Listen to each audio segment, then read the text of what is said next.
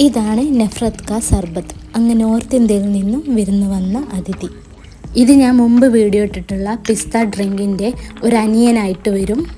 ഇത് അടിപൊളി ഒരു റിഫ്രഷിങ് ഡ്രിങ്കാണ്. ഇഫ്താറിനൊക്കെ ഉണ്ടാക്കാൻ പറ്റിയിട്ടുള്ള നല്ലൊരു ഈസി ഡ്രിങ്കും കൂടിയാണ്.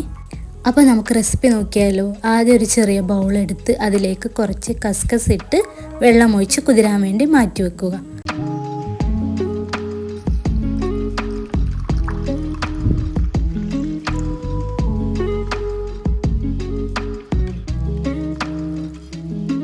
ഇനി ഇതിലേക്ക് ആവശ്യമായിട്ടുള്ളതാണ് ആപ്പിൾ. ഒരാപ്പിൾ എടുത്ത് പീൽ ചെയ്തിട്ടോ അല്ലെങ്കിൽ പീൽ ചെയ്യാതെയോ ഇത് നല്ല പോലെ ഒന്ന് ഗ്രേറ്റ് ചെയ്തെടുത്തിട്ട് വരാം.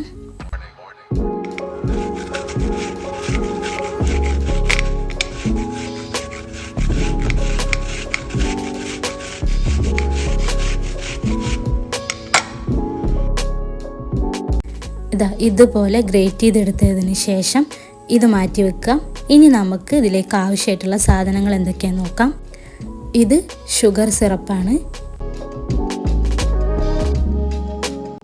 പിന്നെ വേണ്ടത് പാലാണ്. അപ്പോൾ അതിനാവശ്യമായിട്ടുള്ള പാലും, പിന്നെ ഇതിലേക്ക് ആവശ്യമായിട്ടുള്ളതാണ് ഐസ് ക്യൂബ്സ്, പിന്നെ കുറച്ച് നട്ട്സ് ക്രഷ് ചെയ്തതും കൂടിയും വേണം. ഏത് നട്ട്സ് ആയാലും കുഴപ്പമില്ല കേട്ടോ. പിന്നെ ഇതിലേക്ക് മെയിൻ ടേസ്റ്റ് നൽകുന്നൊരു സംഭവമാണ് കണ്ടൻസ് മിൽക്ക്. കണ്ടൻസ് മിൽക്ക് ഇല്ലെങ്കിലും കുഴപ്പമില്ല, ഷുഗർ സിറപ്പ് കുറച്ച് കൂടുതൽ എടുത്താൽ മതി. പക്ഷേ കണ്ടൻസ് മിൽക്ക് ആഡ് ചെയ്താൽ ഒരു പ്രത്യേക ടേസ്റ്റ് കിട്ടും കേട്ടോ. ഇനി ഒരു ബൗൾ എടുത്ത് ഗ്രേറ്റ് ചെയ്ത് വെച്ച ആപ്പിൾ അതിലേക്ക് ആഡ് ചെയ്ത് കൊടുക്കാം. പിന്നെ കുതിർത്ത് വെച്ച കസ്കസും ആഡ് ചെയ്ത് കൊടുക്കാം.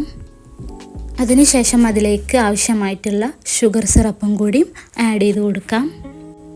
ഇനി നമുക്ക് ക്രഷ് ചെയ്ത് വെച്ച നട്ട്സും കൂടി ആഡ് ചെയ്യാം. ഇനി ഇതിലേക്ക് കുറച്ച് കണ്ടൻസ് മിൽക്കും കൂടി ഒഴിച്ചു കൊടുക്കാം. ഇത് കയ്യിലുള്ളവർ എന്തായാലും ഒഴിച്ചു കൊടുക്കണം കേട്ടോ. ഇത് ഈ സർബത്തിന് പ്രത്യേക ഒരു ടേസ്റ്റ് തന്നെ നൽകും കേട്ടോ. ഇനി നമുക്ക് പാലൊഴിച്ചു കൊടുക്കാവുന്നതാണ്.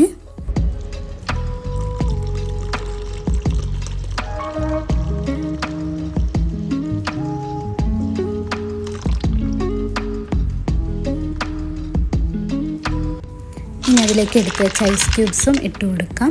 എന്നിട്ടത് നല്ലപോലെ ഇളക്കി മിക്സ് ചെയ്തെടുക്കാം.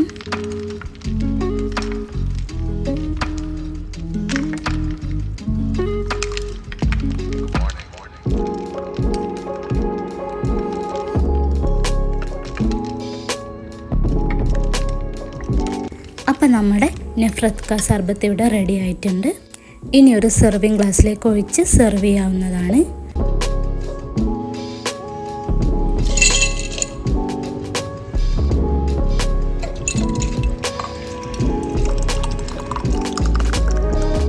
അപ്പോൾ ഇതെല്ലാവരും ഒന്ന് ട്രൈ ചെയ്ത് നോക്കണം. നോമ്പ് തുറക്കൊക്കെ പറ്റിയിട്ടുള്ള ഒരു അടിപൊളി ശർബത്താണ്.